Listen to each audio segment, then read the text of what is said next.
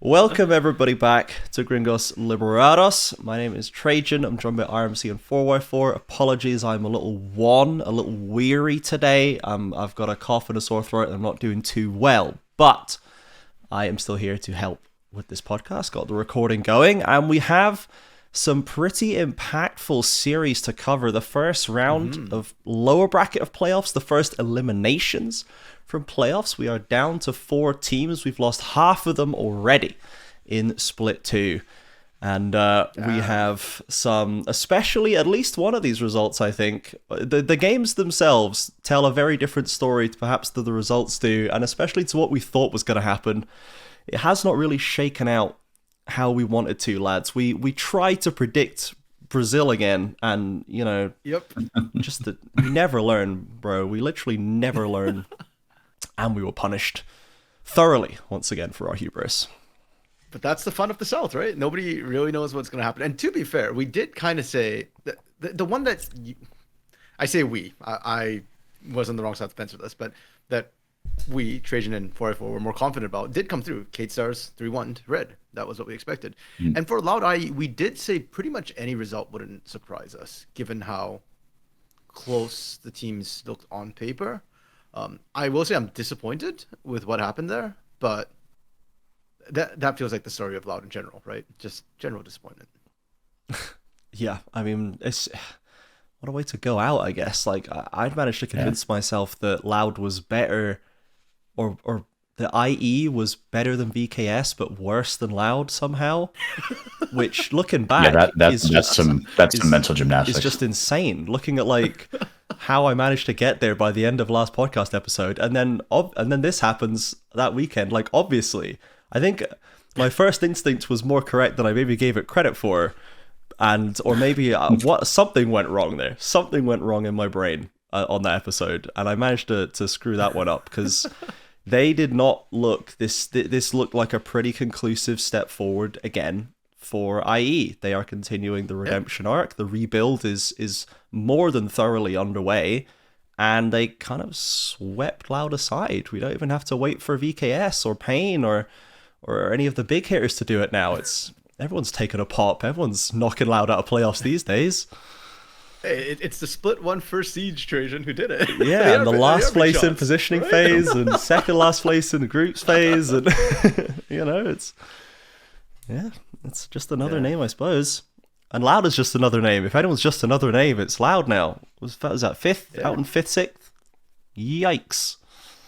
Yeah, this really feels like they finally are gonna, take Loud out back and like. We have another org to talk about in that regard today, but it's not Loud. When is it gonna be Loud? Is the next question. Is if well, Red's already doing it. Then Tinone's already posting the sad face. Okay, post the sad face meme. Which again, nothing confirmed. Nobody knows anything. Tinone's likes to do stuff like that, but some people are taking it that maybe Tinone's is moving on, or Loud is moving on from Tinone's. Again, not sure that's necessarily what's happening, but some fans are taking it that way. We also saw House also posted a sad cat gif just before it was revealed that Kaboom IDL are like dropping all of their Brazilians or farming out all of the Brazilian players, keeping Wiz and Hear It to completely rebuild on the local side. So the posts of sad imagery on socials is fairly consistent with a roster rebuild this week. Is that like the opposite of the North American like contract signing GIF? It's the opposite of the signing GIF. It's the sad cat on Brazil. That's funny, dude. Yeah, it is a real question, man. It is a real question, and you know, until I see the Robo sad face, I don't think he's going anywhere for sure. But maybe not. No. Not staying on Loud, but I don't think he's going anywhere. Like leaving the game. I don't think this is the time for him to go. As weird as it is for me to say that, I don't think this is the time for Robo to go. Yeah, it's insane that he's bumping up on 30 years old, and this is when we're like, no, guys, trust. I got one more in me for sure. The way he's playing, he's got a few more in him. He does. I don't know if he does. Watching that series against Istro, like Summit bodied him. Plummet, the guy that we've been ragging on as one of the weakest lane top laners. Plummet. Like he was second only to Bertle from the bottom, and he bodied Robo in that series. I mean, normal Summit of the last few years, Summit of TL, Summit of not necessarily Summit of the LLA, because we did see that against at least Weiser, which didn't go super well for him. But it's Summit, generally speaking, I think it's not surprising to me that in one series we saw this happen. I would have hoped for more from Robo, especially what we saw like every game up to this point almost. This was kind of the end of his season, that's for sure. He looked outclassed today by Summit, but I'd be more inclined to say that it's more like IE and Summit are finally clicking than Robo is then this split now becomes the final split. You know, I think he's had way worse splits in the past on the whole that have not been the finals. Even when he's not winning, like this is the previous split with the end of 2024, like was incredibly like uninspired from most of Loud, to be honest, but Robo as well. I think this was a much better performance from him. So yeah. But yeah, I mean, props to IE. I think they were like the one bright spot for my LTA South weekend.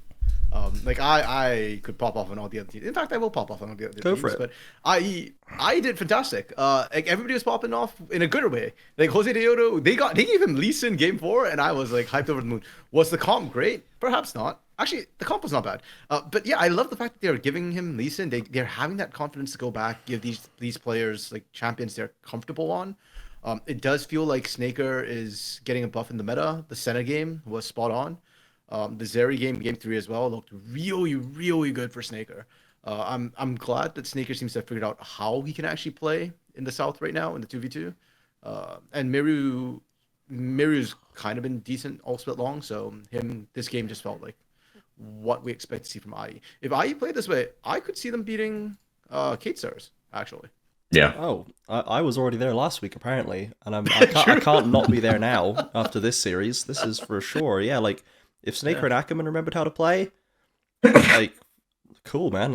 I'm sold. And the Summits, like they're clicking consistently over a whole series. I like that the Lee Sin for Jose is like it's the series ender now. Like when he brings it out when he's like, I'm done playing League today. Drafts Lee Sin, ends the series. Multiple times he's done this now, and I hope that we keep seeing it because we don't have Croc anymore, but we do need a bit of Lee syndrome in the region still. Yes. Jose's doing big work on it now. Are you saying Loud Jose Deodo is what we need? Dude. What they need?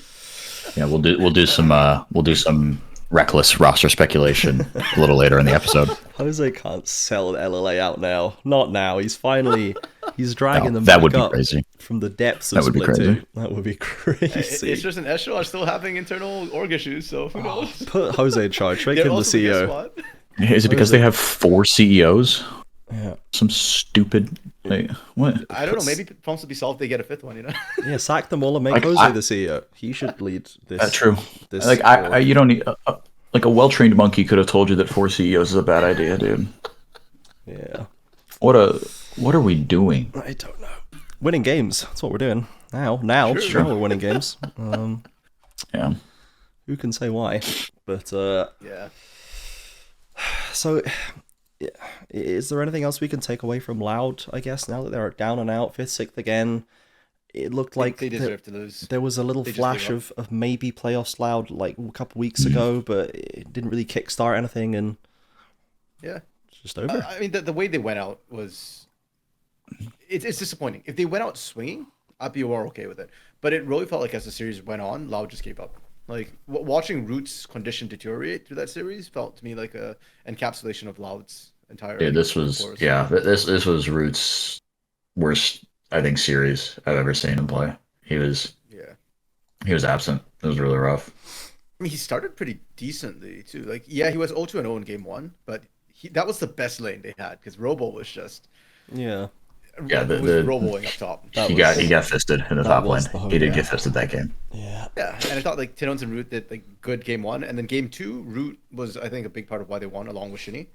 And then from there, it just kind of went downhill. It just felt like they were slowly dying, and Root was just giving up on life. And yeah, I mean, and let's not forget, this is Root's last year as well, with Up, for he has to go back for military service. So yeah, I don't know. Split 3 is going to be wild, but this split 2, Loud went out the way they played the split, which was with a whimper, not a bang. Mm-hmm. Yeah.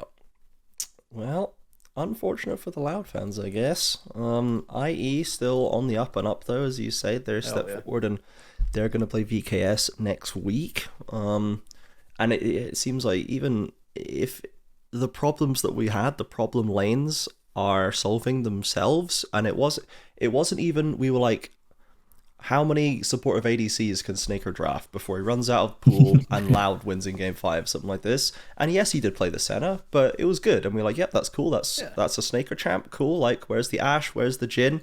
No Ashe, no Jhin. Kai'Sa, Zeri, Kalista. And I mean, the Kai'Sa whiffed, but the Zeri and the Kalista absolutely didn't whiff. Like, that's big. No, that he was big. He was legitimately great. Yeah. Yeah. That's exciting for the Loud bot lane. To go into it gives them hope to make it further. And now, when do we start talking about, okay, so if we're pretty happy with them potentially against VKS, are we happy with them against Furia? Are we happy with them against Pain? Like, how far are they going to go now if they start solving the problems? Kalista into Pain. I think he gets fisted by Titan Curry. But... Yeah, Root Redbird is not Titan Curry. They certainly are not Titan Curry. Especially not that day. They were not very good. So this Mortier Shrimpy will be a good test in the first place if they can. Yeah, that's a good step up. Yeah.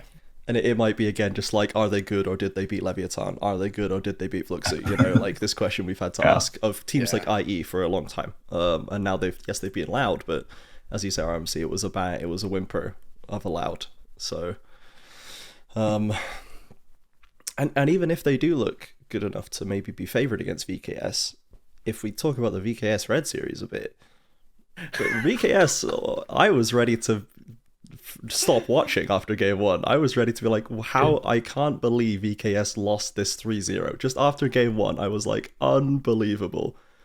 And I was walking away.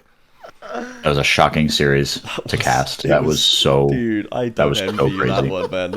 It was shocking. You're absolutely right. No better word for it. Y'all did a phenomenal job, by the way, game 1, with how how stupid that game was.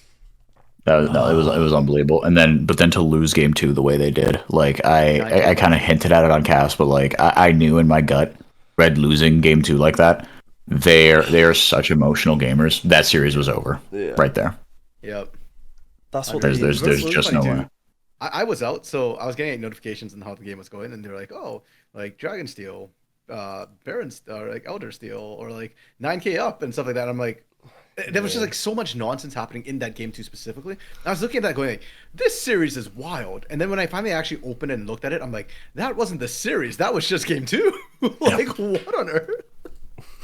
I mean, it was unbelievable to watch Red perform like that, and then and then just puke all over themselves for 2 games. It was but wasn't that unbelievable? Because we've kind of watched Red do this for some, for a stretch of time for so long. Like, this is just kind of what they do. Like, it's just compressed into a best of 3, not a best of 5, or into an individual game versus who did they throw against? Was it Furia that Red threw against, or VKS maybe, where like FMB was really fed on Gwen and he dives over the wall and just throws the whole game away. Like, that one. I remember the game. I don't remember who they were playing. Split. Now it's a best of 5, so it's a 3-1 instead of a 2-1 instead of a late game throw in game 1. Like,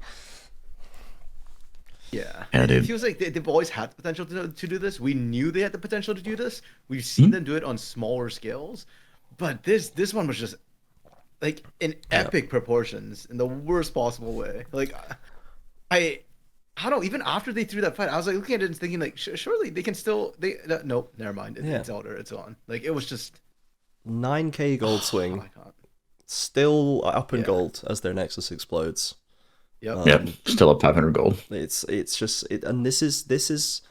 I said this at the time. This is how they used to lose to like teams like Loud in the day, is where they'd come out really strong. They'd look like they'd solved everything. They had a lot of momentum, and as you said, like. For their emotional gamers, as soon as something majorly goes wrong, they just cannot get their feet under them again. They lose all of it, and all of their problems get magnified, and all of their strengths disappear.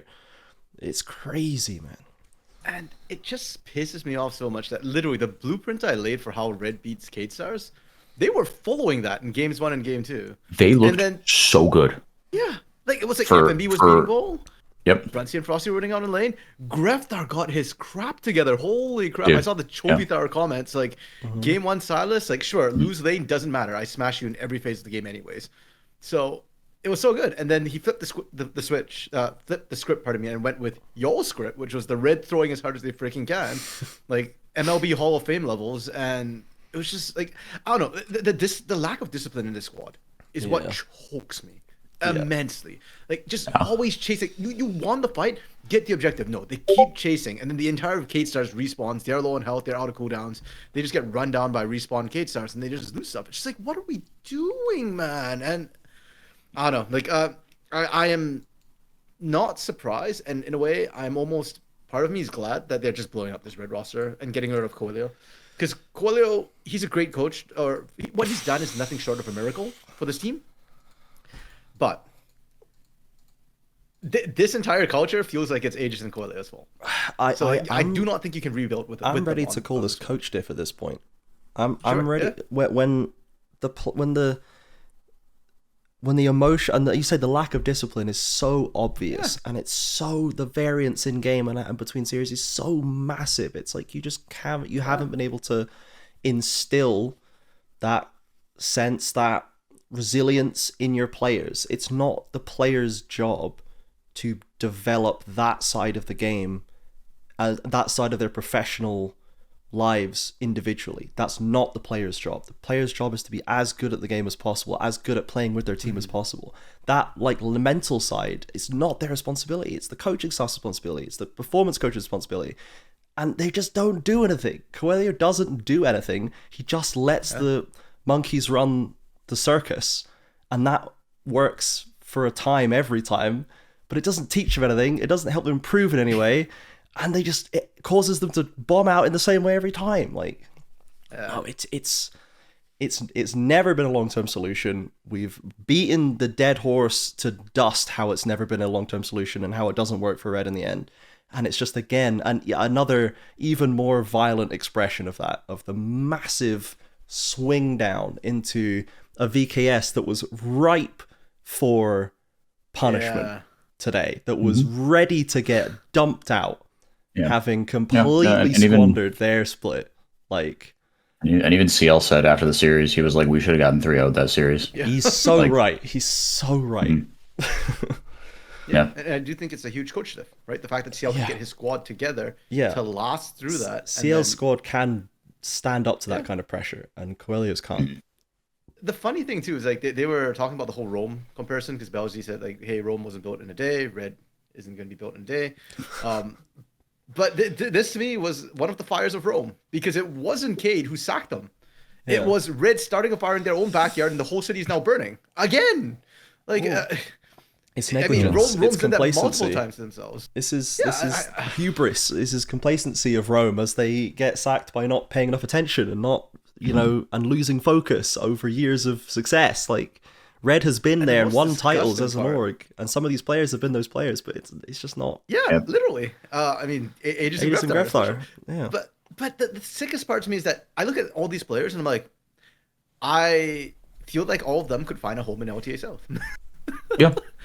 Like, oh yeah, for sure. Fire sale them, and I think some teams might pick them up. Some of these players. And all here. And it's like, some things might have to change about how they go about the game or the roles they take on their different teams, but like, but that's what's frustrating about, if you're a Red fan, is like, you know that this team can be a top 3, on a good day they could steal a title. Like, I'm not saying they are the best team on their best day, but they are good enough to where, if they play their best and a Pain or a Furia plays, slightly below their level, right? They are enough of a chaos engine. They are enough of a vibes-based team that they could just momentum and vibes their way to a title.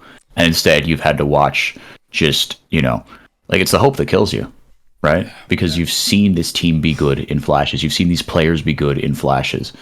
And just the hope is dashed every single time. Yeah, and Red have they've confirmed the fire sale. We'll see if anyone buys, but they've confirmed that they have put everything up for sale. Everything must go, and they are correct. not necessarily that all the pieces have to be sold, but nothing can be considered safe after this. I think Yeah. they have to completely rethink it. Nothing is tied down. No, it's like Spawn, you know, everyone's replaceable or whatever, you know, from the Team Liquid split.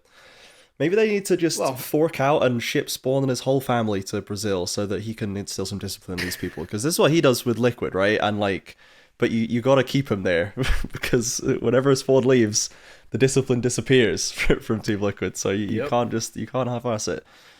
Maybe he just needs to do remote coaching for playoffs, right? Yeah, and then when playoffs comes, Spawn just comes over for playoffs. Like he does Payne for TL. brought Flannelista down for playoffs that one time. Just get him in for emergency. That was so funny, dude. Whip cracking.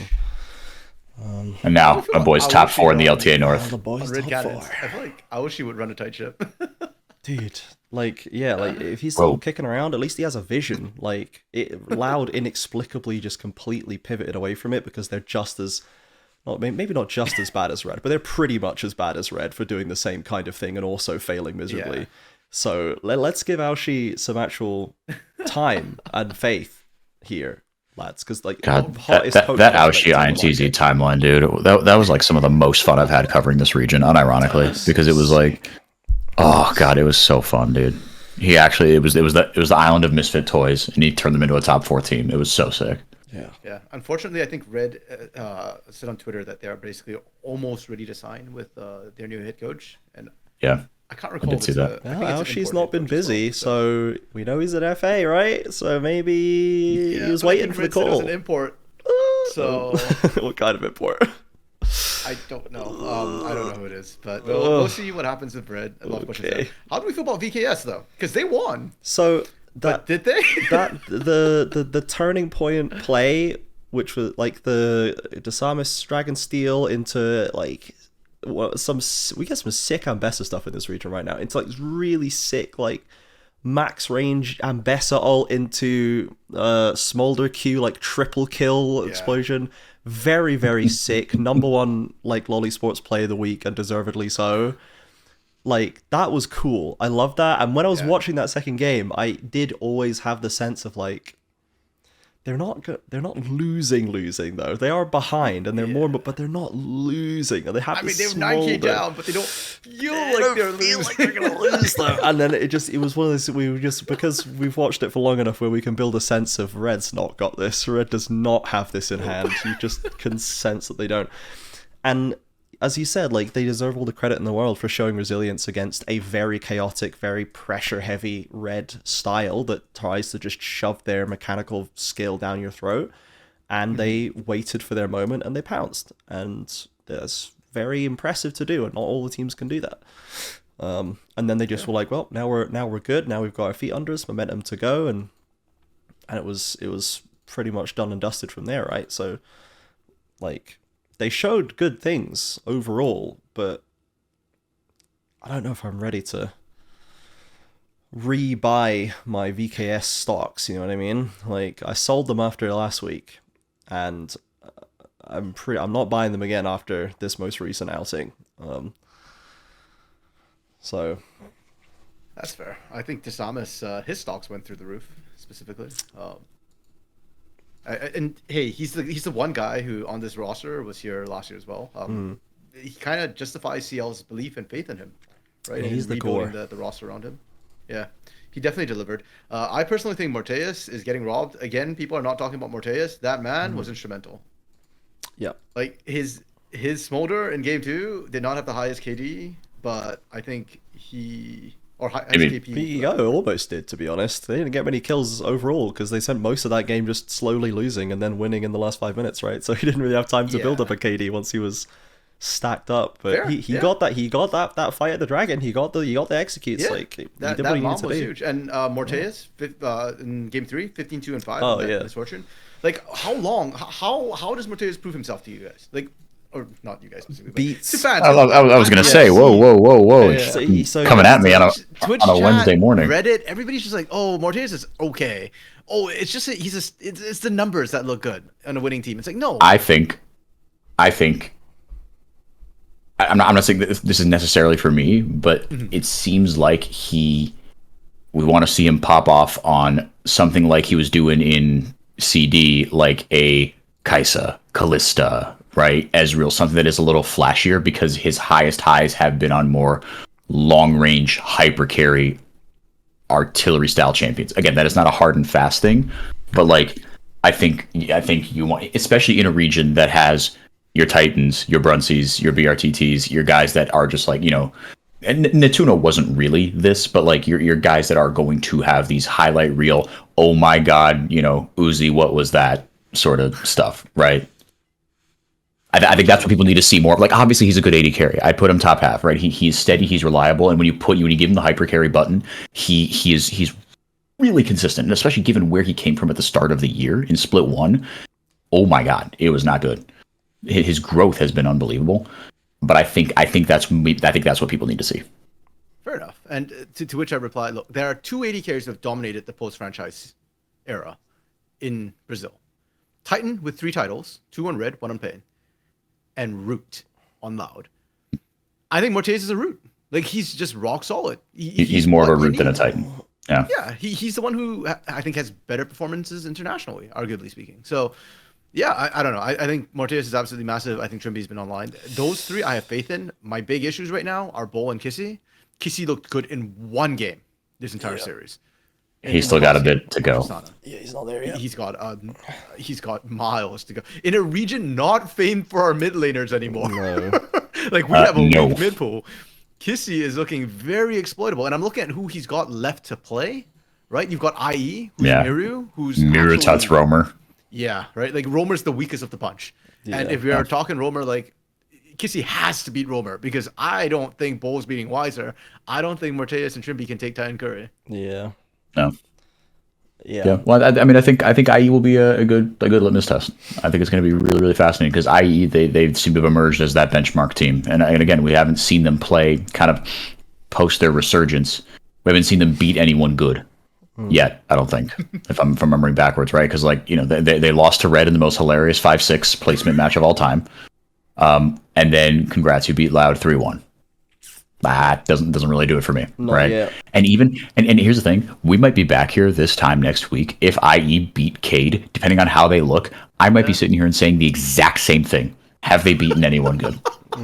Yeah, like that is entirely possible. What are good teams in the region? There's 2. Pain and Fury. Pain and Fury. That's it. Yeah, There's 2 of them. That's so who's beating the best teams in the region? Yeah. We're gonna have to beat one of those. Or You're right. Yeah. We don't care. You're right. Yeah. We get one spot at MSI, brother. That's all. True. Gotta fight for the. If Cade were playing better, I think but like they're not there yet. They're not there yet. The funniest thing to me is who's beat Furia and Pain. Only Furia beat Pain, and the teams that beat Furia were Lev and Loud. Lev and Loud. Yeah. Yep. Yeah. Which is why there is a clear 1-2. Yeah. It's not ideal. It's not 1A, 1B. It's 1 and it's 2. Didn't Fluxu also beat Furia in the? No. Fluxu beat Furia. Yeah. Did they? Yeah. Furia was sick. Remember? Oh yeah. When everyone was very ill. They beat Sick Furia. Oh my goodness. Lamel. So the best teams in our region are Pain, Furia, Lev, Furia. Fluxy beat them in the best of 3 as well. Actually beat them in the series. Yeah. True. Good stuff. So I think for a lot of these VKS pieces are like new, so, relatively speaking. So like Kissy, Mortaise, Bull were like the newer, less experienced ones. Mortaise has gone from low to high. He's now definitely. I mean, they. I'm trying to remember how they actually did in the 2v2 versus Brunsie and Frosty in terms of laning, because laning has always been the point where I've been like, that's not their strongest suit. Like Mortaise as a late gamer, and actually a mid gamer too, has been where he shines the most, and that's where you put up big numbers as an AD carry generally, and he gets great numbers doing that. But he never like seemed to dominate lane so much. I don't remember. Did he? How did he do in lane? Was he fine? He was fine, he right? lost against the Lucian, That's but that's fair. expected. Lucian now is fine. Lucian's Yeah. Abuser. He lost pressure against the Senna, but he out-farmed Brunsie. But then that's Senna. Senna drops some CS for souls. The MF game, he crushed it, but then that was also the game they... and MF is supposed to Yeah, they absolutely crushed it, like, as a whole. And then the last game was pretty even, the Ashton matchup. So I'd say he wasn't lane dominant. That's the only bit that's missing for me is just that, like, that 2v2 power that Titan It's Root. has as well. Over again. Root was not never to the degree as Titan or Brunsey or these people, but Yeah. Root could pop off semi-regularly, especially international. That's why we saw Flashy Root more often, was he'd be like a Felios Sure. and he'd 1v9 on it. Like, we did see Flashy Root a bit more. But not in lane. Kind of same with B-Boy as well. Not as much in lane, yeah, where like B-Boy was again like very consistent, reliable rock, and like occasionally you get a big late game Kai'Sa pop off from him or something like this. So it's maybe he is more. He's definitely closer. He's more of a Root than a Titan for sure on that spectrum. He's way closer to this other side, and he is like performing really well. But I guess it's going even against Brunsey and Frosty is more than I would have expected of him at the start of the split. So that is progress, even on that front, because he and Trimby were really struggling early on, especially in that laning phase really early on. But Trimby's definitely settling in very well, and Morteus has always done well late, and he's doing better in early. So he's like gone up a lot from the start to the end, I guess, to circle back to the original point of this. Kissy has not really gone anywhere. If anything, it feels like he's gone backwards slightly. Bowl has gone up a decent chunk. He's gone from like, I had pretty low esteem. He's now very solid sort of journeyman top laner. He's got decent wide pool.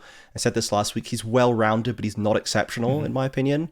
And the Desamus has returned to like, this is a top 2 jungler, top 3 jungler. Yeah. Tatu's now kind of in the mix, but he's up there. He's like he's a top jungler. So the progress is happening at different rates for different of these pieces, and Morteus has probably had the most progress, I think it's fair to say. But Bowl and Kissy, maybe there is progress to be made, but I worry that their ceiling is not as high after this time, and that they might not have as much headroom to grow into as I think Morteus does at this point. Mm-hmm. Yeah, I'd agree with that. I do think, Kate, though, we've been very positive about them. Now it's time for me to rip into them. Mm-hmm. Their macro has gone down the gutter. Like, I don't know what is happening with their macro. It is atrocious. And they look like a team split beyond belief right now. Like, mid to late game, they're making clutch plays a lot of times. But their early mid game is just a hot mess. And I'm kind of looking at Desamus going like, Desamus, you're amazing. You're super clutch. But also not having an early game feels to me like a jungler issue. And Trimby, same thing. Trimby's, I think we've been praising Trimby. He's been doing it really, really well. But I blame a lot of mid-game stuff on Trimby because he was supposed to be an experienced player. He's supposed to be in here for macro reasons. So if you don't have macro, then that's your fault, no? Yeah, pretty much. It is weird how much it's dropped off. Like it's like they tried to change the way they play the game and lost a lot of like, it's like they're starting from square one again, trying to like reinvent the wheel somehow, which it feels weird watching them do this. And that they're all got different ideas of what they're supposed to do, if they're trying to learn something new and they've got different ideas about it, or they're learning at different rates. I don't know, but it's not the normal VKS problem. It doesn't seem like it should be a VKS problem. So, and if you're struggling macro against Red, Red has 0 macro. Boy, are we in trouble. Yeah. Like, they have negative macro on Red. So like the only macro Red knows are the macros that they eat to get fed. Like beyond that, they don't know what a game plan is. No. So, yeah, I mean, it doesn't make me very hopeful for VKS, that's for sure. And this was one where, like, before the series, CL was tweeting, like, you know, like, we've done everything that we can. We're about to show just how much work we put in this week. He was bigging the team up real hard on socials before the match, and they looked so bad in game 1 and so bad in 80 to 90% of game 2. It was like, bro, this cannot be the best that you guys have to offer. This is disastrous. CL always has a flair for the dramatic. Yeah, positively or negatively. Sure. And after that Furia series, going into that start of Red, I was like, bro, we've got nowhere. That's crazy. And they did manage to scrape it together, but then he has to come out and, as we said, like, go, we should have gotten 3-0 again. We should have gotten dumped out in exactly the same way they did in Split 1. So let's, last week's prep certainly wasn't it, my guy. You're going to have to come up with something new for IE, because IE do not seem to be messing around at this point. Hold on, let me see if I can find the solution to your problems here. What's RMC about to do? What memes is this man cooking No. up? Like I'm pretty sure. Oh yes, there we go. See, there's the answer to your problems. Okay. La Chancla. Is that a La Chancla tarot card? I don't know what it is. I just literally Googled Chancla and took the first thing that That's showed crazy. up. Because, That looks like a tarot card. That's really funny. Yeah. yeah, basically, like I don't know what he needs to do. He needs to whip his team in shape, right? Obviously, CL is a smart guy. He's shown last year, especially, he showed us that he taught the region what macro was last year. So him not being able to do it this year is obviously not that CL doesn't understand it. It's that he's having problems getting the team to adhere to it. Mm-hmm. And you got to beat your kids up. Sometimes you got to do that for discipline reasons, right? Like this is Brazil, not North America, not Europe. You won't get arrested for it, CL. And also they signed contracts, so go out, signed their buy a rights pair of away, chocolate. CL. They're cheap in the market. That's all I'm saying. Yeah. Okay, so Yeah. offered solution is corporal punishment for VKS, as we have run out of other ideas for them. So and that's why Oh, Lashings. the belt too. that's That why was the we're not LSU coaches. special. But we'll see how much discipline they have against IE, because IE are actually pretty regimented now. Now, let's talk a little bit about the red fire sale before we move on. Okay. As an upshot of this, we have had confirmation they're all going, or at least they're all available. So, assuming they're all going, where are they going? Where are the red team going? Because these individuals are doubtless talent on Yep. everybody present here. But it does feel a little weird to even consider players like Aegis on another team. How long has it been since Aegis has been on another team? It has been years and years. Aegis is a red special. He's never been outside of red. Yeah. Never. Yeah. Through the academy, I think He never. started in Red Academy, and he's always been on red. Wow. Maybe that's why Yeah. he never changes. He's never had What do we think? a breath of fresh air through the door, a new logo on the wall to inspire such a thing. Yeah. What do we think? I saw an outlet propose this. What do we think about Aegis to Loud? I think it makes the most sense, to be honest. If So I feel like you're going to see a lot of like Red and Loud kind of intermingling stuff because those are the two rosters that are just broken. because like I think the rumblings will be there. Is Remember, like 2 weeks ago when I got in trouble for gang hate? so Yeah, but that was ganks. the thing is, like, So I'm just saying, I think Fluxy W7 Aegis. I think they could do with a jungler, that's for sure. But That's not a terrible idea. I it's don't think it's an awful idea. it's just not gonna the kind of place that Aegis is gonna entertain, though. I think Here's my problem. Aegis- I don't think it benefits Loud or Fluxy W7M to have Aegis, though. Like, if you put Aegis on Loud, in my head in the first place, I suspect Loud might also rebuild through the offseason, but I don't think you want to rebuild around Aegis for Loud. I don't think Aegis is necessarily an immediate win jungler, nor is he a developing jungler. So that's not either of what Loud wants. For Fluxy W7M, I'm afraid if you put Aegis in that team, you're going to build bad habits for a lot of young players. If there is a team that I think might benefit from Aegis, it's not a straight upgrade. It's even debatably potentially a downgrade, but Leviathan.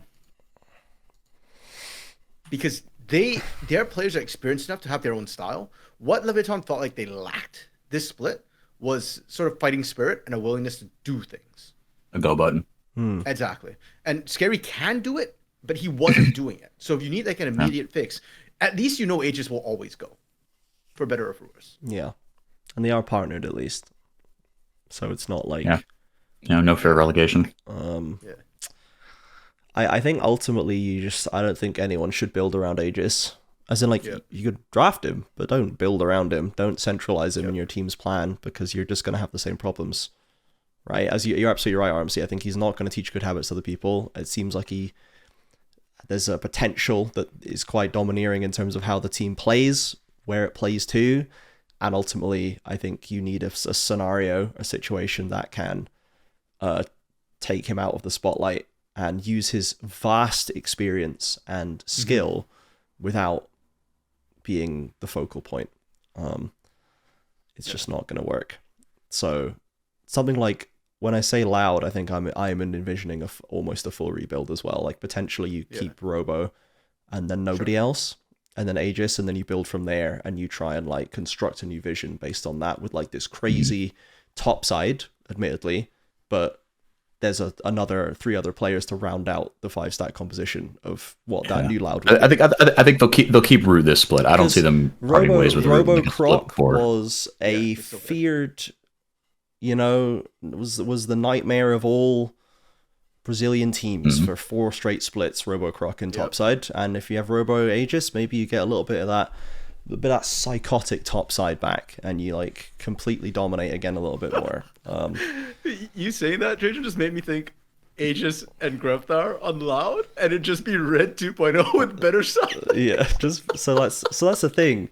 Because I don't think Robo's... you don't even necessarily have better side lanes than like FNB versus Robo. There's an argument to be had there, to be honest. Especially with Robo having such a good split, FNB having more chokes than ideal. This one, it's an open debate. But it is just end up being Red 2.0. And anywhere that just does Aegis Grevthar is going to be Red 2.0. You can't buy into this composition again. But then who does Aegis partner with, though? Aegis did not look as good with Mago. Fu. Right?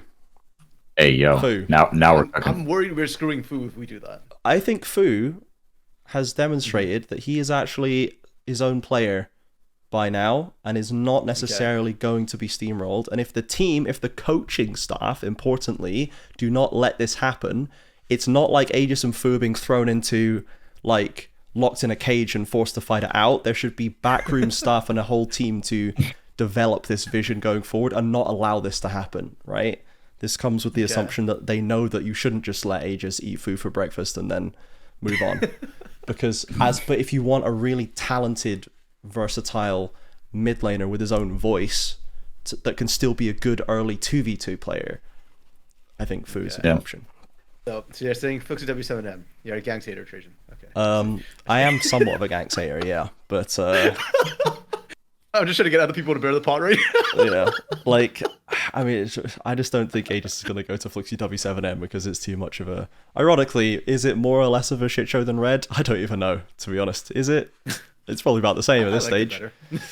But it's, as in like, organizationally, you know what I mean? Like, in terms of, are we supporting our players to play the game well? I don't know if it's even better or worse. Like, I think Loud at least does try to invest in, like, strong coaches, and maybe they use a flawed logic in terms of picking staff, but they tried to bring in big name coaches to fix the team. They brought in Stardust, they brought in Aoshi. Like, yes, they did not stick and succeed with these visions, but they're trying to invest, and that's better than I think Stardust won a title, does, which is nothing. Stardust got gifted a title. Oh, yes, he did. Yes, he did. I'm so impressed and surprised that he's still around, honestly, on Lost. Like, I thought my guy would be out of the door, like, as soon as the Loud thing going south. I thought he'd be out. I think he's found a Brazilian baddie. There's no other reason he'd stick around. There's no other reason, I'm sorry. Yeah. Here's an interesting, broader philosophical question. Do we think what team, if they got eliminated right now, where Red and Loud got eliminated, what teams not named Levin Fluxu would we not be having this like pandemonium, burn it all down reactions? 100%. If they got eliminated, if they got double bounced? Yep. As in, like, if they'd lost first round and second round and they just went out for sixth? Yeah. Okay, you're right. Maybe it wouldn't be pandemonium, but it would be a pretty horrendous choke. I think they just do 1 year with the Fury. Like, I think the Fury roster has come in for like 1 full year, and they wouldn't do anything. Because they kind of had that in split 1, right? They got it was fake split, but they got double bounced out the fake split. And that was like, we were like, oh dang it! They weren't there yet, and they did get double Loud bounced out of that split, if I'm not mistaken. Or if that might have been the split before. But so they've had this. Not with Tatu, so not with this full, not Tatu and Think card, but Tatu and Think card, but this year. And then before it was Tuts, IU, Jojo. Who had that before that? Top jungle. Like you're talking about last year? Yeah, before this.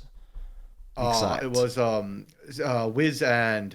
Oh yeah. ZZK.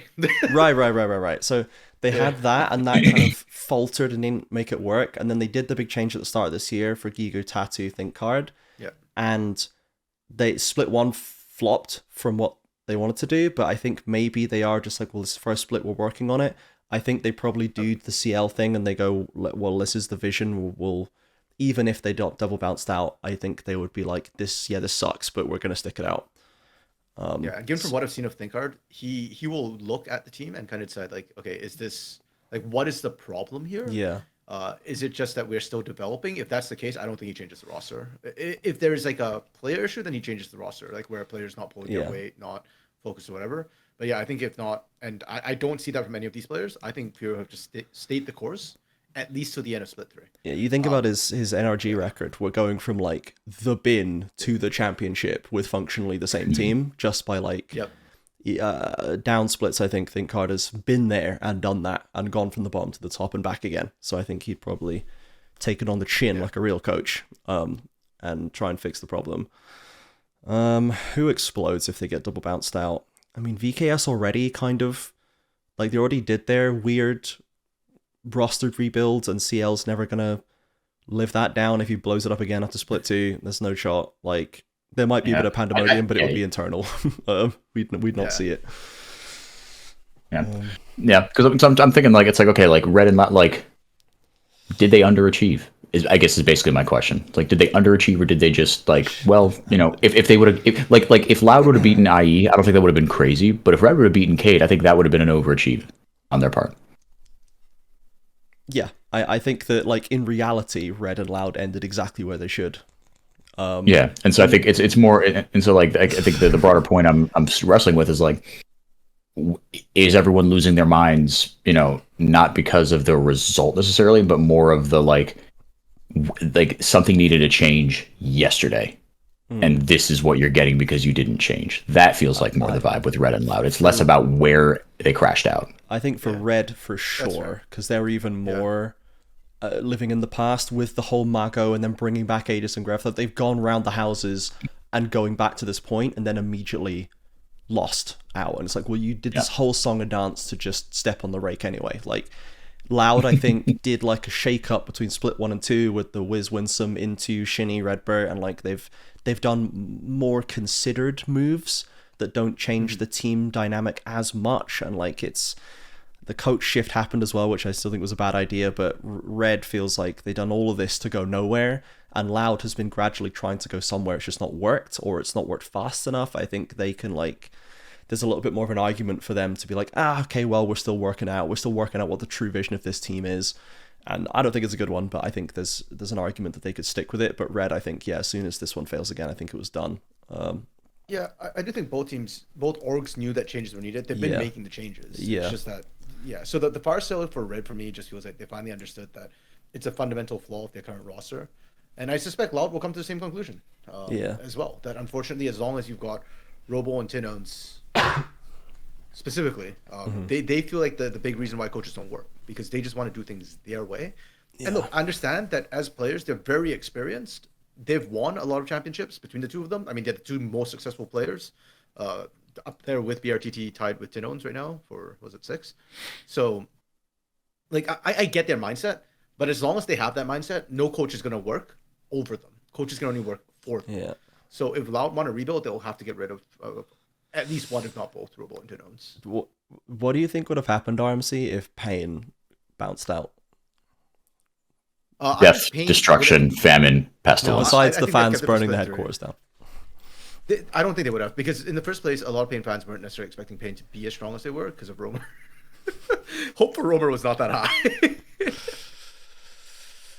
Like, the initial expectations, initially they're like, oh, Korean mid laner, cool. And then the first 2 weeks where Roamer played, everybody's like, do you think okay, guys, hold up. You think they would have just called for Roamer? I need to grow a little bit. It would have just been like, bring Roamer out, string him up, and then find a new mid laner. Do you think it would have just been like, well, the thing is that I don't even think they would have done that because of the way Pain's mid lanes always go. Like, they knew Roamer was in for the long haul. So I don't think they'd call for an immediate execution of Roamer. At worst, they just go, okay, guys, we give them 1 year before we blame Karaoke for everything again. I was about to say, if they're not going to blame Roamer, do they then just blame Karaoke instead? Because that's normally what they do. They probably would. It'd be unfair, but they probably would. I think Roamer has a grace period of 1 year. Or one...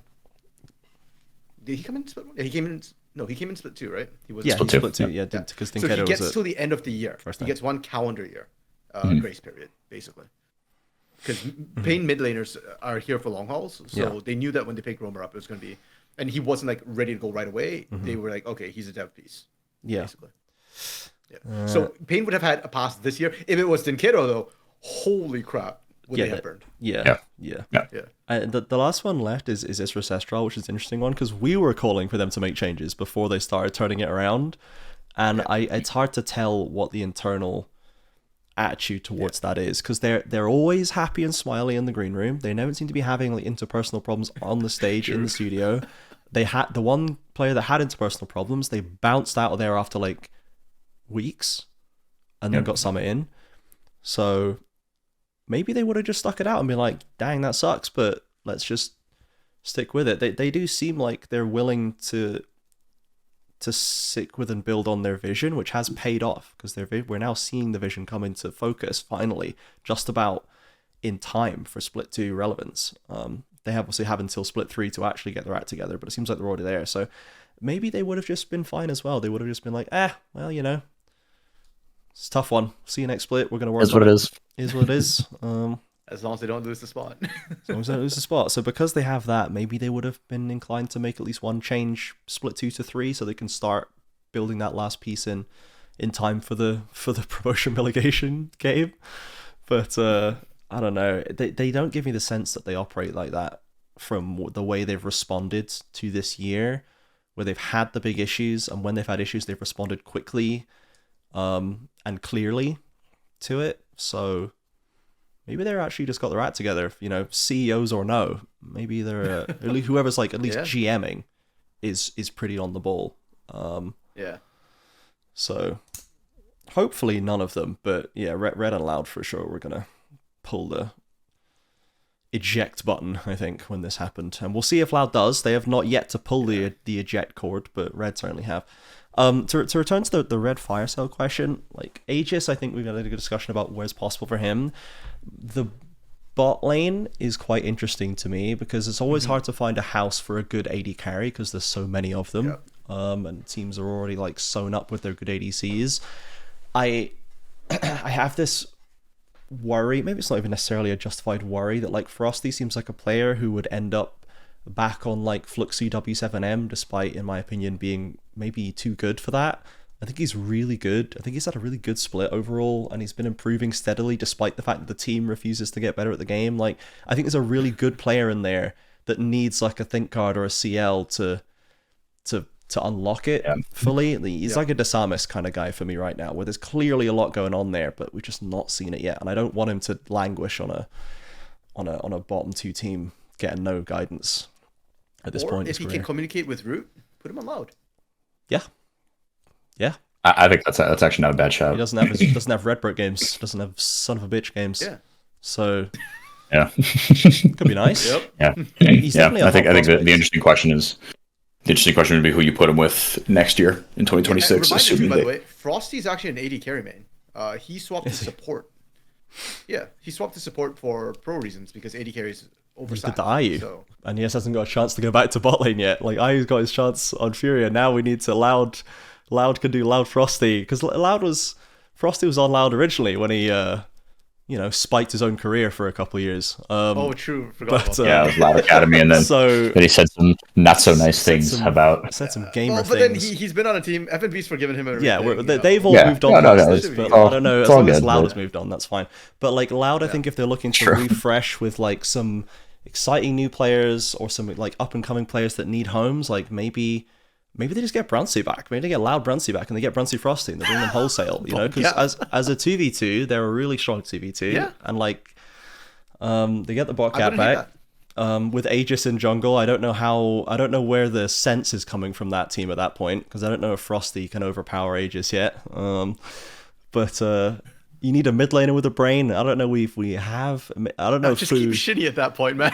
Yeah, maybe you just keep Shinny at that point. That's actually fair. I think it might be better for them to keep Shinny if they get Brunsey Frosty. You can still get Fu and keep Robo. And now you've got... I think it's pretty solid. I think it's pretty decent. Yeah. Who else is left on red? Grevthar? Ugh, I feel like it's back to tier 2 for Grevthar. I fear it may be back to tier 2 for Grevthar. I don't know if Grevthar's going to go back to it. I think Grevthar might just retire rather than go to tier 2 at this point. Yeah. It kind of hurts. It kind of hurts to say, but I just don't know where this player did we find fits. a home for F&B? Not yet. We haven't touched on F&B yet. Okay. But let's see. Let's look at some rosters here. What team needs a Grevthar? You know? I just don't know if anyone needs a Grevthar, which hurts to say. VKS. Oh, maybe. Yeah, because the Samus is a really good jungler. Maybe they could do with a Grevthar. If Kissy keeps choking, buddy, like. That'd be so funny if Grev came back. Back to I mean, Grev, like, VKS. like Grevthar. Look, he'll always be. He is. Well, actually, I don't even know about that because I've seen some behind the scenes stuff, but like. It seems like he is, in theory, like the coachable player. Like he will do whatever you ask him to. Yeah. Right, and I think, to be fair, I think more of the interpersonal stuff has been like with other players. I think, you know, because he's very passionate. Mm-hmm. Like he gets really wound up, and he's, you know, like that whole red roster. They are all emotional gamers. We know that. Sure. But he does whatever the coaches, you know, ask him to. Yeah, man, dude, I don't know, man. Because you can't. There's not 10 teams anymore, and 2 of them are LATAM, and you know you wonder how quickly they would be, you know, willing to take on a Brazilian mid. The LATAM teams have good mid laners, so why would they take Grevthar? Yeah, right. Yeah, Mirio and Cody. You can't put Mirio on IE unless you get a new bot lane that carries harder. Yeah, but the other thing too with Kate Stars is I feel like Grevthar's willingness to sack lane and play for Aegis could translate into just better macro, right? And I feel like that was Kate Stars' specialty last year that really brought them all the way to the finals, right?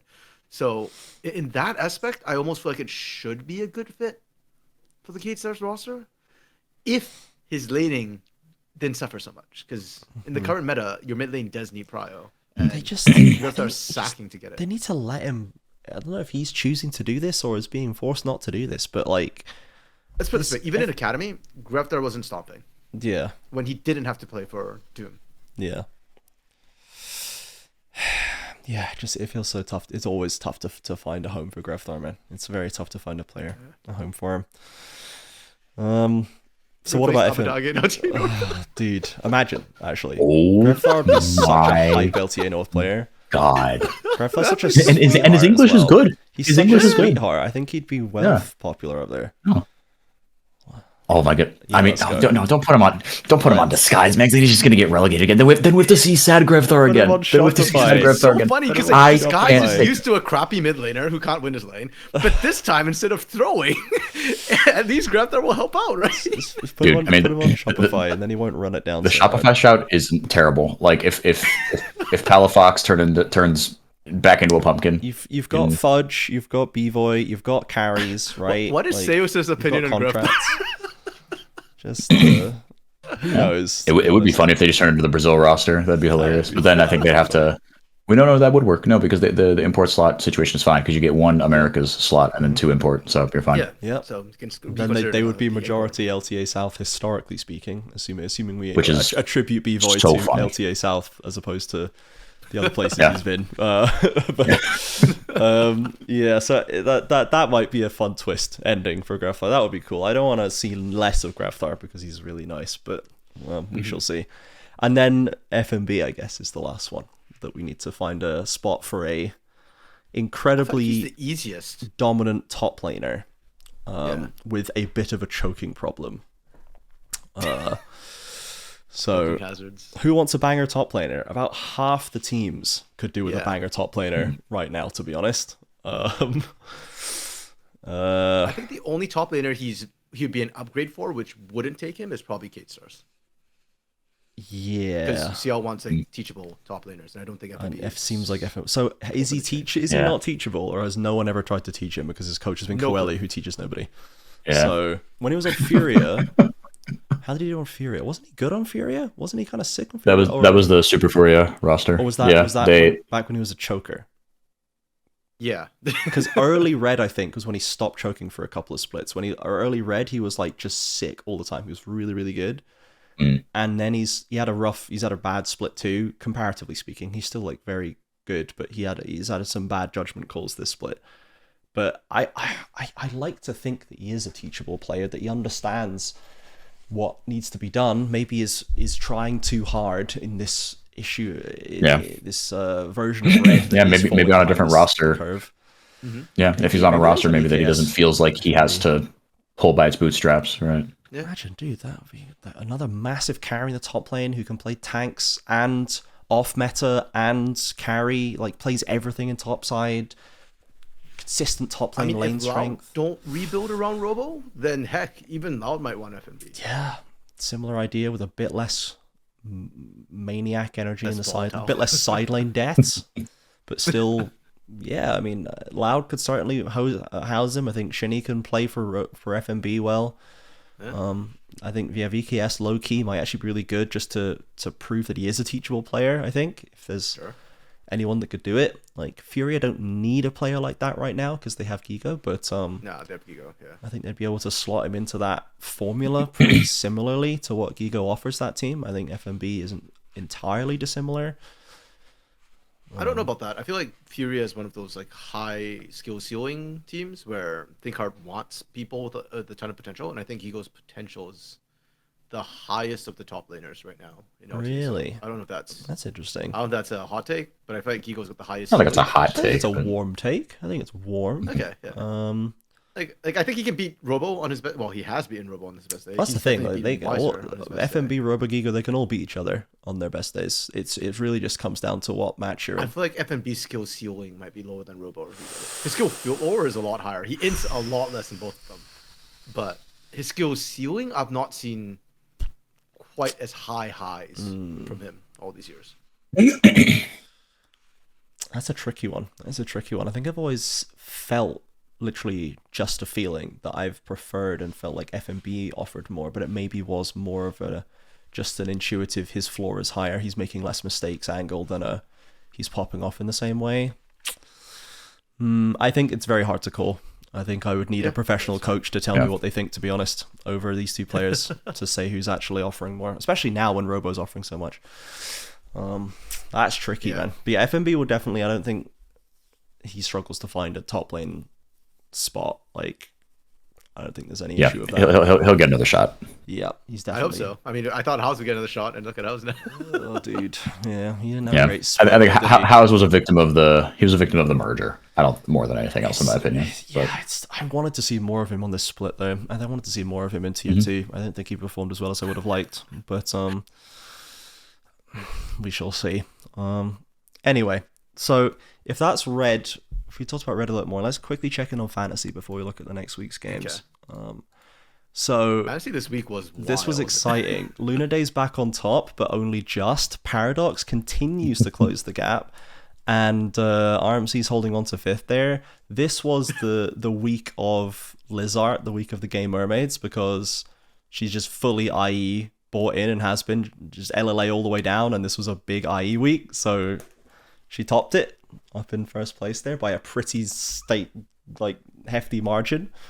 I think they're up in 7th now, 7th or 8th. They're climbing in the last few weeks. But yeah, it's still within 5 points at the top and not much more after that. For you were 8th last week, right? So you've dropped another spot. No, I think I was 6 by 6 last week. 6 by 6 last week. He was on the rise, and now he's. Or maybe that was 2 weeks ago. Because I think you dropped to 9th this week. Oh, dude, 6th and 9th is hard.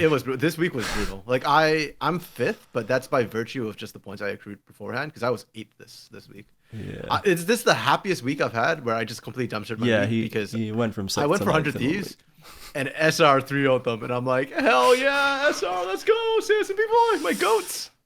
He won winning MVP of the match too. Like, yeah. Let's go. Worth. It does mean though that we have no shot at beating Lunar at this point. Sorry guys. Yeah. It's highly unlikely. Yes. We don't really have enough teams left for the team roster selections to be that different. Like.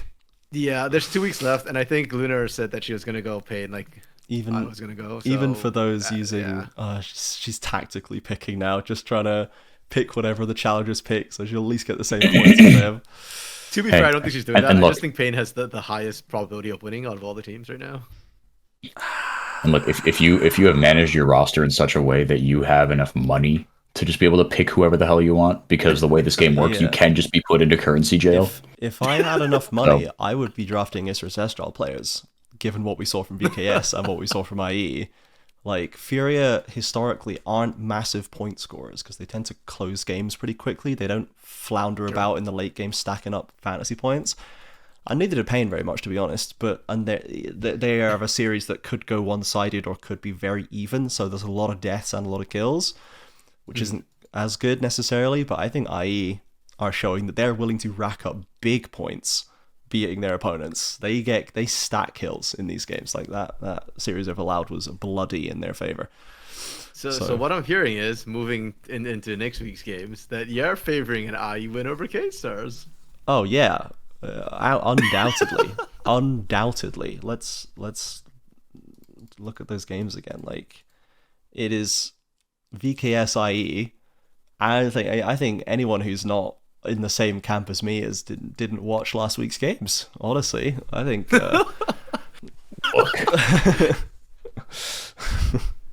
Look, would you like to offer a counter argument for the clear IE victory? I don't know. I just don't think it's undoubtedly is crazy. All right. I think it's undoubtedly with either of these teams is crazy. I would love to see it. I would love to see it. I think the league is healthier when we have a LATAM team go deep. So I would love it, but I don't know. I'll for my prediction, I will say. I mean, I look better right now, but I the highs have been higher for Cade this split for me. Cade 3-2. Okay. Betting on the discipline. discipline. Betting on the discipline. RMC. Yeah, I'm betting on the power of La Chancla. Exactly. I said this multiple times. I feel like where if it goes to game 5, I think IE wins on a game 5 if it gets that far. I think their resilience is better than they did show that in split 1. They showed a lot of resilience in split 1. Yeah. But so far we've not had a game 5, and I don't think this is the series for it. Man, do I believe in Chancla? He said he was getting it out this week. It didn't do anything. Didn't help. Yeah, that's my big sticking point right now. Is Kissy still choked massively, and Bowl struggled quite hard into FNB, whereas Summit just bodied Robo, and I just said Robo's better than FNB. Your own logic has led you to the answer that you know you have to give at this point. This is not. Look, my heart is saying K3-1, but my head is. Your crazy bets did not pay off for you last week, RMC. Let's return. But I feel like I think IE wins is the crazy bet, though. Like my heart still says like, nah. That's 3 weeks ago talking. And this is Brazil. Brazil is always about the heart. It's not about the head. CL, come on. Mortius is really good. IE 3-1. IE 3-1. 3-1 IE. There it is. Okay, I am also taking IE 3-1. I'm not going to say they're going to 3-0 them. But I'm not an idiot for crying out loud. I'm not a gosh just watch fool. them 3-0. Just cause this is freaking. Well, yeah, we were all like, 3-2 Fury over VKS. Okay, no, not even slightly. But I don't think IE has quite the source that Furia has. But I think it's a 3-1. I think they look super good, and we shall see if VKS actually can show something again, because this is the last chance now to show something. No more. They even almost forgot to show something against Red, and they almost lost to a decidedly worse team, pretty handedly. So we shall see about that. Now, Pain Furia. Back again, returning to this the new rivalry at the top. This is weird too, because we have to remember Tatu. First of all, well wishes to Tatu. He had appendicitis. He suffered a random attack of appendicitis. He did. So he had to go for surgery. Appendicitis. Yeah.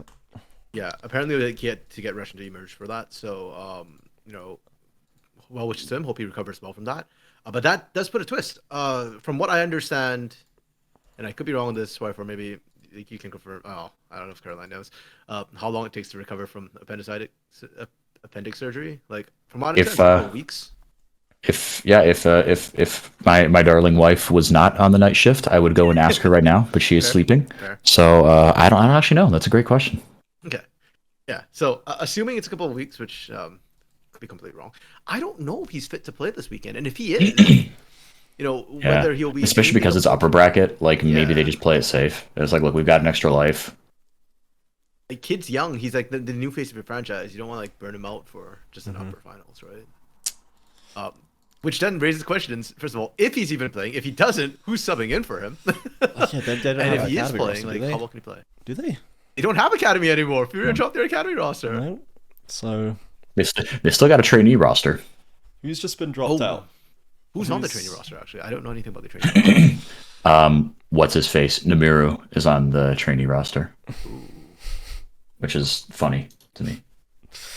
Well, who's been eliminated already? Who's got a jungler who's got nothing to do? Wiz. Not Wiz Ganks. is free. Oh, they can get Wiz back. Hey, Yeah, let's get yo. Furia Wiz back in here just for old time's sake. Unironically, that's Probably actually a good It's jungle probably sub the if you best need it. choice, actually. Yeah. They can just drop a bag at Kaboom IDL's door and say, "Can we just have your jungler for like one day? Just For one like, day?" we'll give him right back. Yeah, I swear. not a scratch on him. I We're swear. giving him tier 1 experience. But he definitely doesn't already Pain have. experience. Yeah, so that is a pretty big deal. Tatu is obviously a huge part of Furia right now, especially when Karaoke's playing so well. You cannot really afford to have a sleeping jungler against Karaoke. Yep. They smashed VKS so hard though. They bodied VKS so hard, and Pain had to like wade through Loud, like to get there. Like, what if what if they just never lose again? You know, what if they lost their last game in the group phase and then just ascend to absolute godhood? They were so good against VKS. I mean, but without Tatu, they don't have that magic no more, you know? Yeah, he's the top 3 MVP. I need to see if he's The top 3 MVP candidates were revealed, and it is Tatu, Karaoke, Titan. Yeah. That's the final 3. Yeah. Which is phenomenal for a Fury when you consider that like Pain just smashed. I would be surprised if all 3 came from Pain, but Tatu managed to sneak his way in there. Yeah, the fun fact about Pain, by the way, they've only had 1 clean series this entire year. That's against Leviathan. So I think despite everything, despite the fact that Tatu might not be starting, or if he does, he's not in perfect form, I'm probably going to go 3-1, because I think Pain will just drop 1 game randomly, because that's apparently the thing now. Because even when Furia was sick, like, they'd still dropped a Furia game in the middle of that Fluxu series. They just dropped like a 25-minute Furia Giga Stomp. They were like, they showed up and just maybe didn't have the stamina. Maybe that would be a problem. So I think we get at least 1 Furia game where they just go completely nuts and just lock out one of them.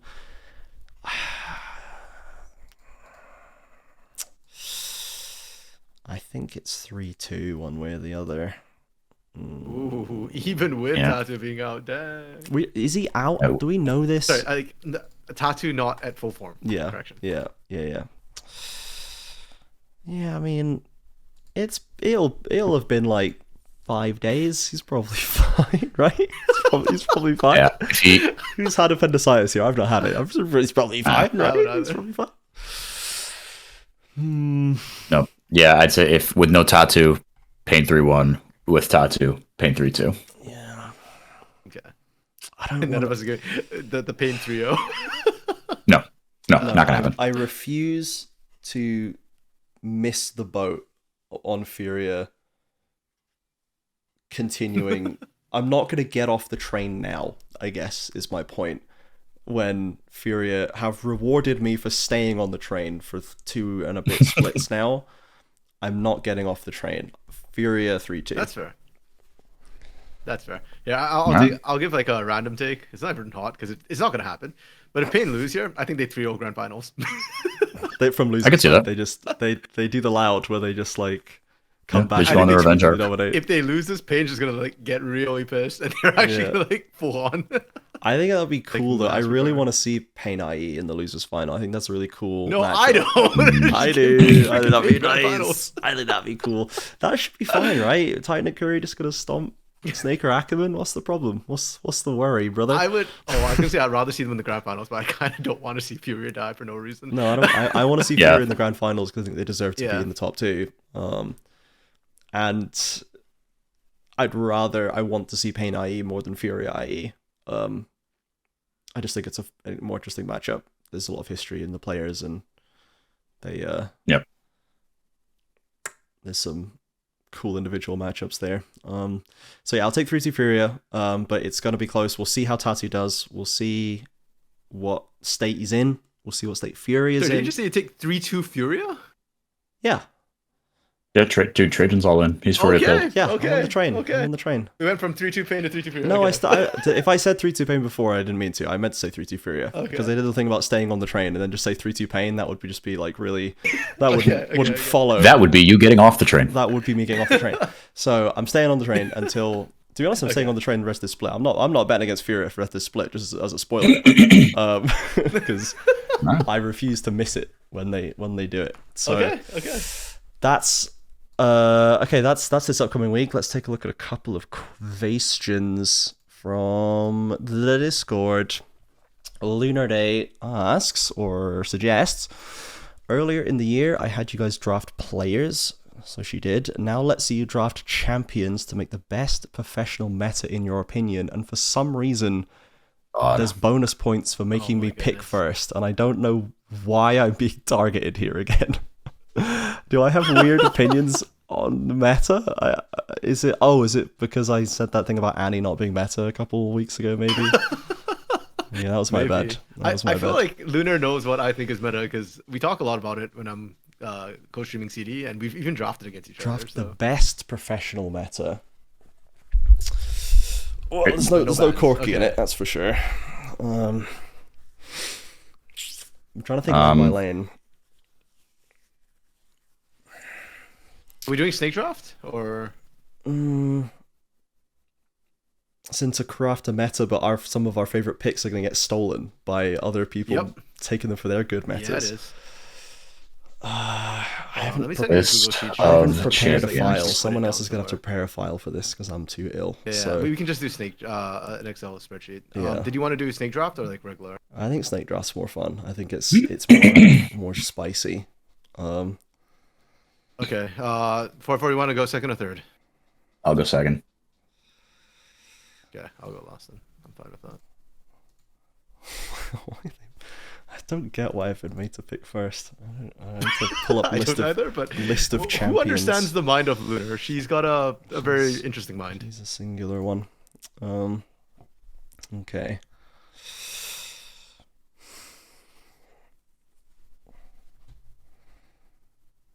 Did they change League of Legends wiki? Why does it look so weird? You can say. Oh, never mind. It's fine. Never mind. Bro, there's two. I'm gonna miss something. Maybe I Whatever. should sort this by play rate. Yeah, sort this by pick rate. Wait, you're looking at. So I'm just looking at list of all champions by current pick Yeah, rate. exactly. Just so I can remind myself of like what champions are often used.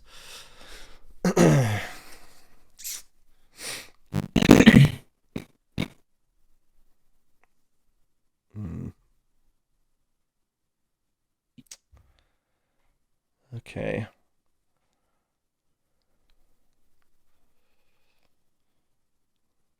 What we can probably do is just put a little cut here while the sheet is being made. Oh, 100%. 100%.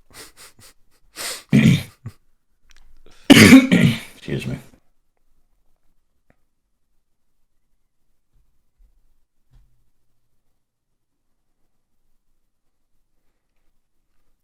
You see that they're lowering Senna's soul spawn rate again? It's so funny, man. They just raised it. They're like, that's enough of that. That's another patch of 1080 carry. Bye-bye. It's so funny, man.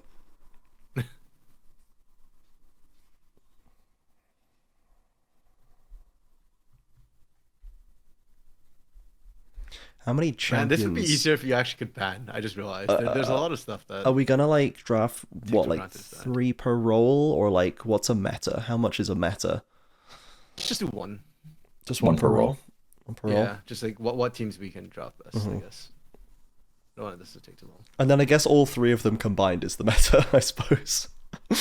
That's the full professional meta, is all 3 sets of 5 combined. Well, or just like whatever we're able to get. Yeah. Is our own personal meta. Yeah, we can draft a personal meta and then judge them individually against each other, and then the overall is like, would this be fun to watch?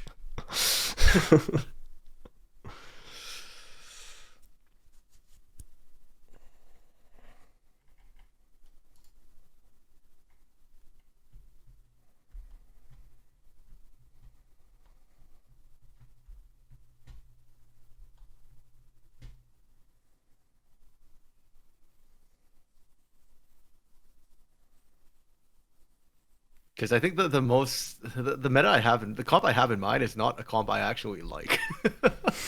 But Depends what you value. well, what I value is ease of execution. But it's not. Is that really a the good best professional meta so, when the champions are easy? Yeah. Yeah. There's a champion I bitch about thinking that I've said is OP, and I'm curious if any of you actually pick it. Because I probably won't. Yeah.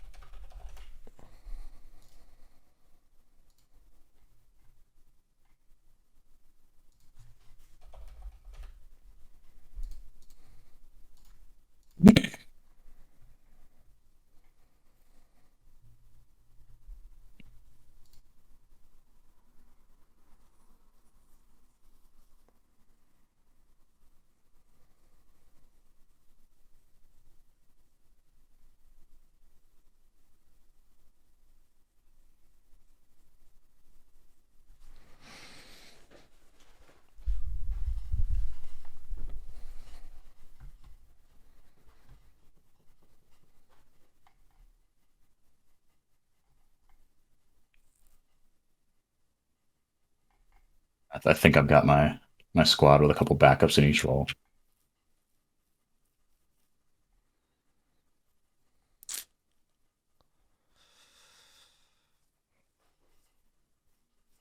Okay, Trajan, when you're ready, you can put it up there and enter your preferential picks. All right, let's get this window added.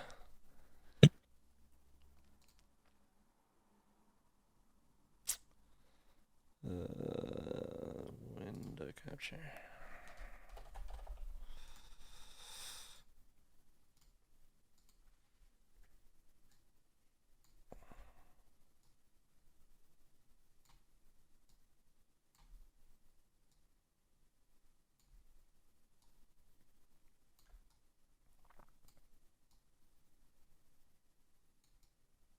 All right. It is in position. Okay.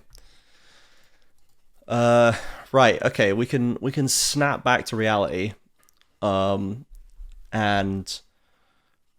RMC has thankfully whipped us up a nice little quick table here to snake draft 5 rounds. So we will each pick 5 champions. Trying to pick one in each role. So basically almost like a champion team composition draft of what we think our best professional meta is. I guess that's up to interpretation individually, but we can explain that as we go. And then we will compare them against each other and together as a whole, considering all 3 of them as a common potential common professional meta.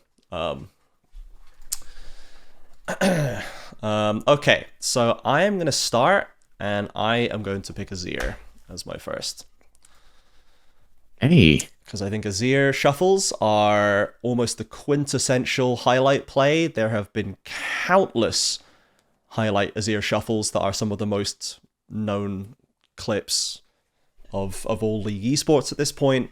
I think he is not overly at this point now, with this many champions in mid, not overly dominant in the laning phase. Like, there's champions you can pick to try and at least go even or deal or ignore him, but he will always have the shuffle. He has late game as well, and I think that the way they finally landed on him after they stripped out half his abilities has made him like slightly more fair in that point. So I'm taking thieir as my first.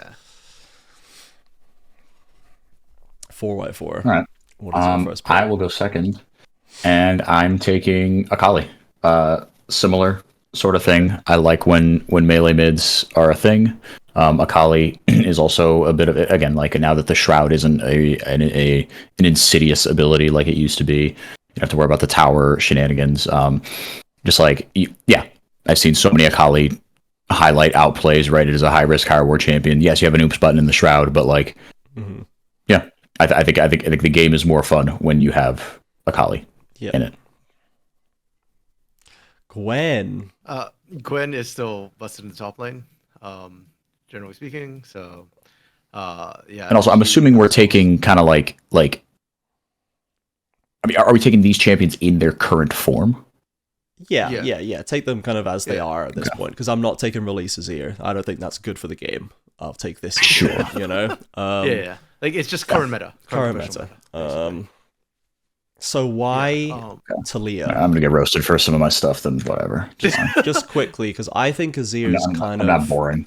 I find Azir kind of not Azir. I find Taliyah kind of snoozer sometimes, to be honest. Like, the wall is impactful, but it's like so slow, and it's, I don't know. I find like you're just like repeating and spamming the same spells over and over again. Like, I don't know. It doesn't feel like it hits the reward centers of my brain in the same way.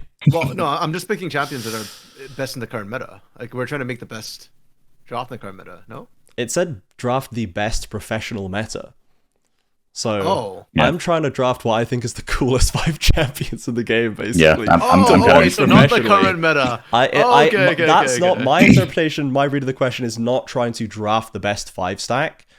If that is what Lunar meant, also, she can tell us, and you can still draft that way, but that's not the way I interpreted the question. I think it's a fair interpretation. Okay, never mind. But I think this goes back to this is actually a good choice. I think Kelsey Moser tweeted this out, just something to the effect of like, it is now like, you know, seeing the, like, getting my, like, watching every single color caster I work with have the moment where they realize in their professional caries that play-by-plays just have more fun. Yeah. Like, because I think Rudy had to fail play-by-play for LPL English. So I think he might have had an awakening of sorts. Yeah, I think the same had to awakening do that too, and Kelsey had to do that too. Yeah. No, I prefer color more than play. Like, play-by-play is fun, but I just enjoy the analysis and the thought experiments a bit more personally. That's okay. Okay, that's a lot. If that's how we're interpreting it, that's a lot better. Because I was gonna drop like Taliyah, Pantheon, Gwen, and I was like, I hate my life. God, you're so gross. You were saying when we were setting up, whipping the sheet up, you're like, I really don't like this composition I'm thinking of. I'm like, why don't you like it? Aren't you supposed to draw something you like? I thought it's like best in the current meta, and I was like, I loathe this though. Like, I like wombo combos. So, yeah. That's why I like LTA South. We have a lot of wombo combos. Yeah. We do. Okay. I think Nico Callista kind of works somewhat for both as well. I think it's a really strong bot lane, and I think it's really hype. Yeah. That's really cool. Yeah, I think Nico Callista's a good shout. Okay, 4-4. I'm taking Kai'Sa. She fair. is almost never. You got a dive comp. She's almost never like bad and hella outplay potential. You can build her a couple different ways. I think she is one of, if not the best designed AD carries in the game. Okay. Yeah, probably. So here, I'm wondering, I'm trying to think if I need to, because I get 2 picks here. So I'll take Ezreal as one of them. Oh, that was going to be my second choice if someone yanked Kai'Sa. Yeah. As like, love me some Ezreal. I love me some Ezreal in pro meta, man. I've enjoyed having Ezreal as like this is just like a good pick you can take halfway through a fearless rotation through a best of. Yeah, exactly. Ezreal's a really cool champ to slot into that. I do miss when he had more versatile build paths. I really like that about Ezreal in the last splits, but even if it's just Triforce into whatever, I think that's still fine. What else do I actually want to draft right here? I'm trying to think of a cool jungler that actually makes the game interesting. I don't particularly like Nocturne. The Fury. No, that's not good for the game. It's an assassin, which is nice, but it's not good for the game. Mordekaiser. Oh, these are criminal. These are criminal suggestions, man. These are absolutely rancid. Make it interesting and nothing else. And it's not. Kha'Zix. Viego? Viego, I think, is too cringe for champ design. I think he's too annoying. What? I think Viego is very fascinating and cool in terms of the stealing souls and playing as other champions thing, but somehow just the way that the champions kit works, I think he just always looks frustrating and almost unearned when he plays, because you never watch him playing as other champions for more than like 1 second. He's just ult spamming through a team fight, getting resets, and you don't watch him like turn into Lucian and do more than one QE, or turn into Akali and just throw one like 5-point strike and then just ult again. The cooldowns are too long. You only get one of each spell effectively before his but that would make him. Maybe they should do something about that. Maybe they should, in the way that Sylas gets bonus AP on stolen stuff, maybe they should give him bonus ability haste on stolen abilities, right? But they should make them more about playing as other champions rather than just hammering his RP. Lean more into the fantasy. So I don't think I think Viego's kit isn't quite balanced for me to be a preference to watch. I do like assassins. I'm a big fan. I agree with your reasoning about having melee assassins, especially in mid lane 404, but also I think Kha'Zix is just very cool, like the way he plays around team fights and stuff. I was thinking about picking Rengar, but I went for Kha'Zix instead. Are you going to go for Rengar? Lord, no. Continue the dive bomb. No, but what I will pick is, this is the only one that kind of flagged a little bit in the face of like in the current meta, because I think the current jungle pool is a bit boring. I will say Amumu, one, because he's my precious perfect baby boy, but two, I like a champion like Amumu that for most of his recent shelf life, you can build him two different ways. You can build him as just a pure tank and spank jungler, like made of CC, easy to execute ganks, or you can build him like a little grenade, right? Just kind of a little more AP. And I like that flexibility in champions. I like being able to choose kind of, okay, what does my team need? But also he's pretty just kind of easy to execute, sets up fights well. He could peel, he could do sneaky amounts of damage. I think he's an awesome jungler. Again, I'm very biased with that pick, but my other two backup picks, which are a little more, they're not as good because I think they wouldn't be as likely to see pro play right now. But Echo and Graves, because I love an assassin jungler. I think Echo, I love outplay and stuff, right? Hype moments. That's fair. And Echo's Graves, I think honestly. I just love Graves. I love that champion so much. Okay. So I think Yone is like the most busted mid lane champion, and I don't know why he's not banned more. I know they banned him in the East, but in the West for some reason. You took my top lane pick. Dude, You bitch. I was thinking about Ornn as well. I was thinking about I love Ornn Trajan game. is getting bonus Unironically, points for picking first. You're getting bonus points for picking Kai'Sa, so I have to go negative points. This is Lunar's most hated champion, Ornn. So this is targeted pick. I unironically love Ornn gaming. I think there's nothing wrong with having a champion like that in the game. Like he is. I love Ornn. I think Ornn rules. That's why I'm picking him here, because before you all start picking the top lane. I really like having a genuine unsealed spellbook champion in meta. Yeah. I think it's a very cool thing that only a handful of champs even bother with, and I think Ornn is important. So we have some representation on that summoner because it gives an extra dimension to it, which is cool. Okay, 4-4. All right, last. I've got 2 picks left. I will take. Do I want to make a decision, or do I want to have the decision made for me? Because I have 2 champions for support and 1 champion as top lane. Do we want Irelia or Zac in the top lane? Your call. Because okay, like whatever. To stick with the theme of my composition, I'll pick Irelia because and again, this is one of those things where the music was better back in the day, the game was better, everything was better back in the day, and it's like, well, no, was it better or were you happier? Right? Were you not an adult yet? Did you just have less and weighed worries? down? Yeah, exactly. Right? Like it's the greatest truism in the world. You will always think the greatest music in the world is the shit you grew up listening to from ages 15 to 25, and nothing will ever change that. Right? That's just a fact of life. right? Your life is the best My mind. during those years. And like, I think like 2019 Worlds for me, right? And like similar sort of, with the Kaisa, right? But like, the game was more. The game is fun with Irelia, dude. She's such like a pop off. Like I've seen Irelia do some shit in League of Legends games that should not be possible, and that's fun as hell. I'm waiting for people to start picking her into Yorick again. Yeah, we had that happen. We had an Aurelia dropped in UK League recently as well for the same reason. Yeah. Just nice, absolutely shreds it. Just completely minces all the ghouls. Aurelia was going to be one of my options for top lane. I think Aurelia is really cool. So like the thing about Aurelia, like it's really heavy dive. It scrapes itself out of situations it never should be able to get out of.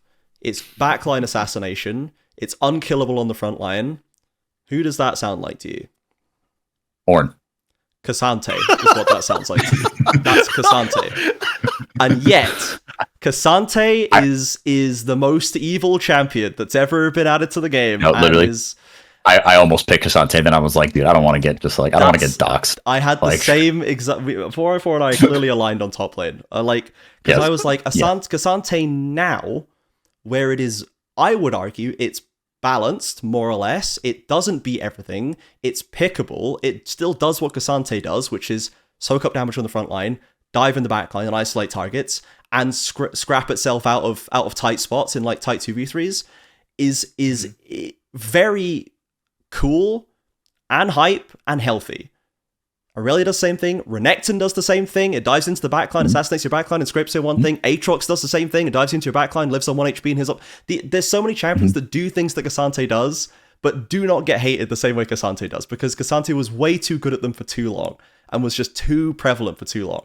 But I would argue K'Sante right now is actually real and is actually good and healthy.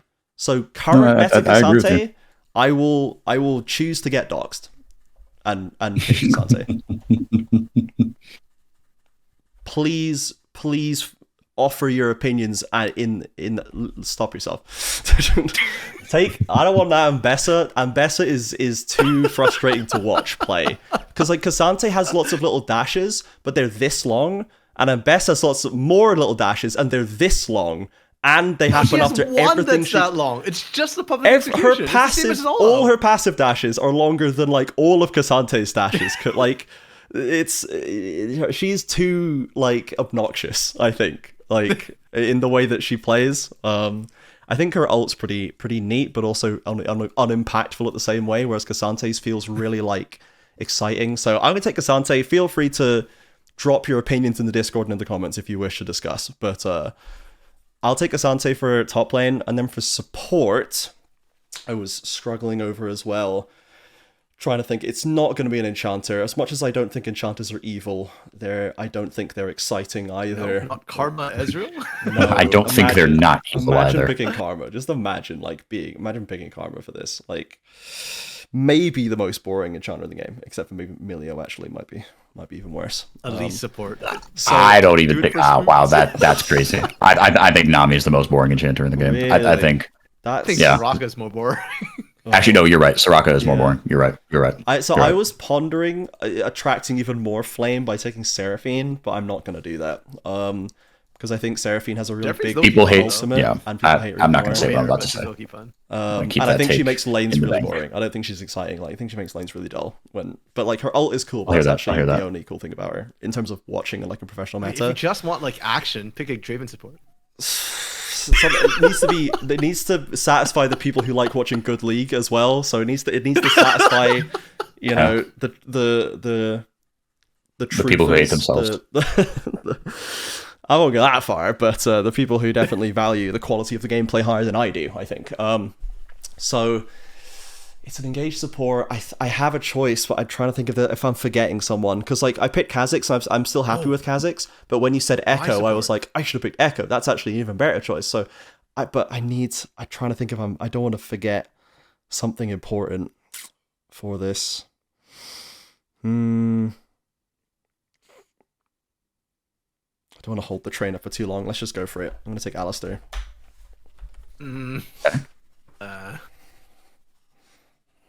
Alright, go all in. Pick Camille. Five Could be support. absolutely support. not. Yeah. I will be doing no such thing. Shout out to Joe Jokes. He like Shout you know out. like he made me a believer. That is still one of the most fun games I've ever watched. I think I was casting that one, but or maybe I watched it back. I don't actually remember. But no, I'll pick Bard as a support. Yeah, that's fun. That's a cool Bard's- choice. Yeah, Bard's Bard's the actually a sickest good choice. champion in the game. That's very Bard true. is the sickest champion in the game. I love him so much, and like the fact that his ult giveth and taketh away just so hard makes for maximum entertainment value. And I've already got a tank in my composition in Gamumu, so I won't pick a tank support. I'm down with Bard. That's cool. Yeah. That's cool. I rounded mine out with Jungle Lilia to balance out my Yone. And Nice. Kalista. I like that. That's a lethal mid jungle. Yeah. My comp's actually playable in card meta too. Yeah. I Yeah. think mine isn't because Kha'Zix is there, but the rest of it's playable, I think. Yeah. It's got a good keep way. 4x4s looks really fun. Not very meta, but really It's hype. fun. That's a hype, but especially with like aggressive diving Bard is the best way to, most cool way to play Bard. Is using magic portals to get your Akali and Amumu into the back line. Like you're aggressively Exactly, ulting forward dude. to set up Amumu just standing on the Bard ult waiting to press R. Like that's the dream, man. Oh, yeah. Or ulting his own Amumu after he's gone in because they got the timing wrong and completely whiffing the ultimate is the other Exactly, greatest way to dude. do it. Come on. You want to get newbies into this game. You want Yeah. to keep the game alive. Play Bard. This is what you draft. Bard, Play yeah. Bard, dude. So true, actually. So true. You don't draft Kasane. You don't put them up against Kasane. That's not how you make them play the game. Okay, so I think your RMC, your cop is for sure playable because you've got really playable bottom, mid, early, like farming jungle, top lane can hold its own, good scaling with the Ore and the Yone, like to round out Kalista with Baron securing at the end of it, Nico, like that's a fire comp. I think mine is fine. Kha'Zix is obviously a bit out of left field. But given that Azir and Ezreal are generally standing back and DPSing with Alistar and Cassante in the front line, I've got decent backline assassination with either Cassante or Kha'Zix. I've got Baron stealing with Kha'Zix over the wall. And I've got scaling with Azir and Cassante. So it's... But then, yeah, I still think there might have been a better support choice, but I do think I really like metas where Alistar is there, because he feels like quite an honest champion. He's got like clear skill expression that has been in the game since his inception, which is like headbutt, pole, flash combinations, right? Like using minions, using summoners, using hex flash, like that core combination is still his bread and butter, and it's still got plenty of skill expression in it, and like the 5-man Alistar Qs like still hit, but he feels like he's not tricking you in like what he's doing. Like he's not a very like guileful champion. Like you know what he does. I think that was your most to use a British slang, a proper football man take. Like, this is an honest champion. He works for his bread. There's none of this woke nonsense. None of this surfing. Draft Alistar. He'll do a job for you in bot lane. He will not lie or deceit. But like, he'll clock in, smoke one cigarette, and clock out. Complete opposite end of that spectrum is Nico, which I think is very cool for the entire opposite reason. Exact opposite. Like, right. Where it's all lies. It's Call all me Nico. this man, Trajan, that Nico was my first pick on my draft. it's Nico is utter woke nonsense. it is utter woke nonsense, but it's far enough to the opposite end of the spectrum that it comes around against being good. It's horseshoe theory in the bot lane here. Like it's See, so now you tricky make me that want to it's change cool my again. picks. Now I want to go. I mean, going Who else we maximum, got? just going full liar mode. He's got like What's a the top laner that would just absolutely? you can't troll, see like, it because with it's the- on the table, but he's got Nico LeBlanc damn it. Shaco Twitch, which is just the you most can go. obliquely. You go Timo. Yeah. Timo top. Oh yes. And Timo top. There you go. Absolutely There we go. Omega cursed meta. I would uninstall League if this was ever meta. Just oh my word. Do you value seeing the enemy on your screen? Oh, there's a possible Evelyn angle in there as well if you need a spare. True. But you're just watching League and you just can't see any champions on the screen. It's just blank screen. And then explosion happens, Like, everyone's dead. Every game champion Yeah. you see is not actually the champion you think. ends. No, it's all lies, man. All untrue. Okay. Okay, well let us know which you think meta, I guess 5-step meta you think would be preferred, which you prefer. keeping them as an entirety as well, if all three of them were kind of part of an overall meta, how you think that would play out. But that was a very interesting question. Thank you, Luna Day. Let's now take the second question. These are hefty questions here. This one's from Dark Knight, and it's actually slightly too big for the screen even, but it is essentially a suggested rebuild for Loud, who agrees with us that the rebuild has been delayed too long, and has suggested, wants to keep Robo, which I think most of us are generally in agreement on right now. Okay. Thinking about junglers, has suggested Doom, Yampi, or Sorolu for jungler. Fu, Laleko, Kazi, and Pilot. A bit of a flashback for Pilot there in mid lane. Pilot? The guy who's 10th place in CD? Yes, the guy who's 10th place in CD. Bot lane, Smiley, Ninja Kiwi, and Natuno. Ouch. Real digging deep for that. And then bot lane, Pro Delta, Cabby, or Sanghyun as he now goes by, Geeks, and Zai. This guy's digging well deep to pull out these players. And they're CD players. All of them are around. Is Zai still in CD? Yeah. Who's Zai was on Rise. I feel like I've watched, like, because I've not, like, watched, but I've tuned in, like, a dozen times and never seen Zai on my screen somehow. Because, look, Pilot was 10th place. But on the other hand, Zai was 9th place, so that's why you haven't seen them. Yeah, like, I think for mid lane, we already mentioned Fu. I think Kaze and Fu are both very good. Like, Kaze likely to get snapped up by Red, promoted up there. Kaze's already locked by Red. So, he's already signed a contract. Assuming it was possible, I think it would be a good choice if it was still possible.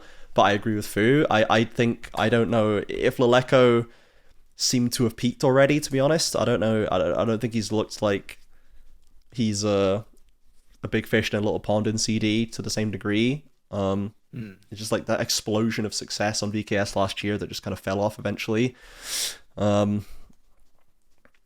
Smiley just isn't a Loud player. I don't know. Just doesn't feel right to me. The thing was, I think last year Smiley popped off. He's too good at the game. That was peak. Yeah. I don't think that's like his normal form. If you're talking like last split Smiley form, then yeah, sure. But if not, I actually don't think Smiley is normally like a top 480 carry. I'd probably, out of those suggestions, I would pick Ninja Kiwi. Poor man's been elo held. Because I think that there's more of a what if story with Ninja Kiwi than Smiley and Pro Delta for me. Yeah, I think he deserves one more honest shot. One more run. One more run. For me, Cello, actually. So yeah, I fully agree that I think Cello is the AD carry that needs to be promoted out of CD this split. But from Dark Knight suggestions, I would take Ninja Kiwi, but I would take Cello over Ninja Kiwi, yes. I think that's a better choice.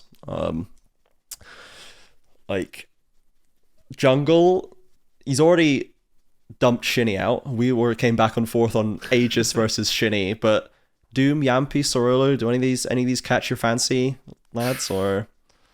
Oh man, I want Yampi, but whatever happened to Flamengo this split, like I think all the players are kind of poisoned right now. Again, I don't know why what happened, so I would avoid Yampi for now just because I'm not sure.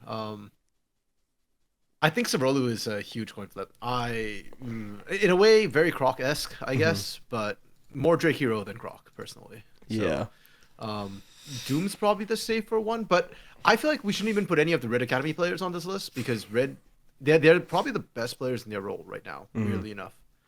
Working together, they look really good together. Like I was saying it yesterday, I think they can actually beat some of the LTA South teams right now. So yeah. I'm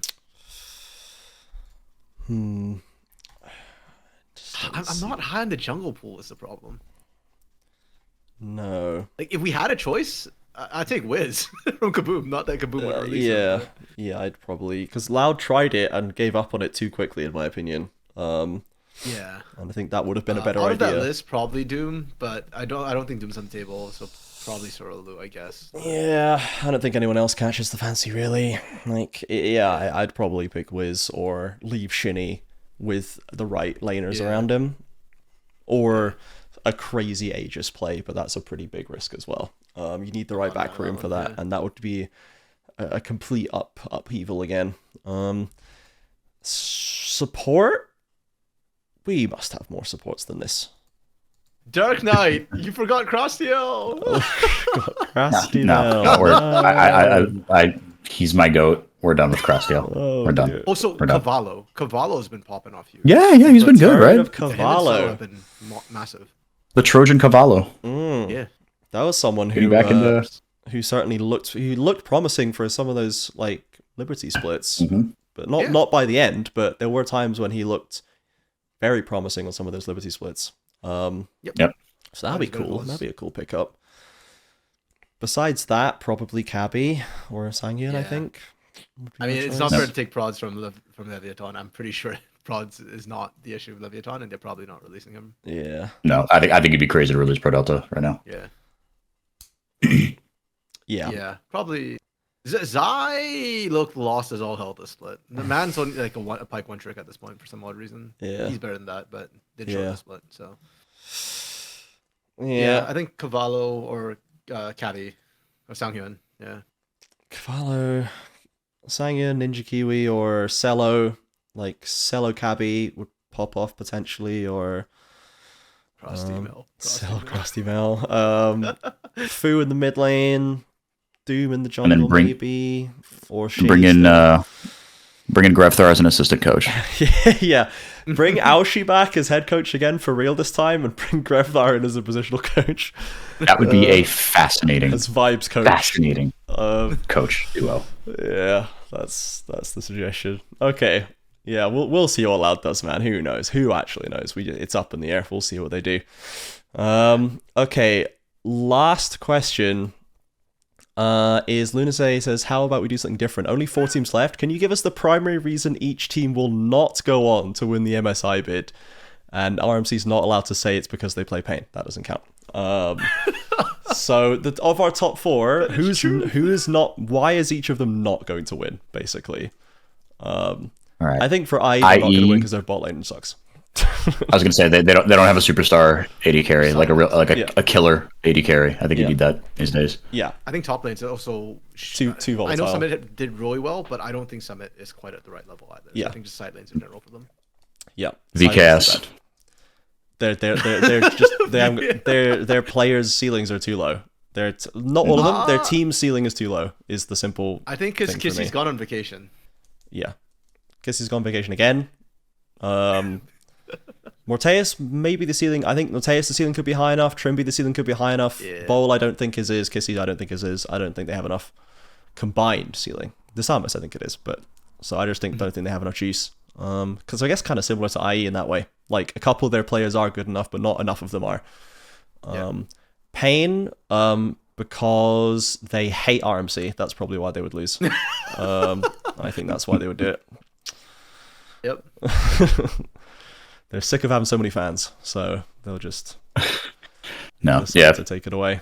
To be honest, it's because they would forget how to play the game randomly, as they have done already a couple times. Like they would just decide they would rely too much on their hands and get dragged into messy games against teams that also have hands, which is or they decide that we're just going to draft single threat compositions and put Titan on an early game threat. Yeah, exactly. They draft Callista and no other damage or whatever, and just forgetting how to draft for entire games and getting dragged into messy mid and late games where they forget to bother with macro and they just start fighting it out against teams like IE who can go late and win games and Furia who can go late and win games, and they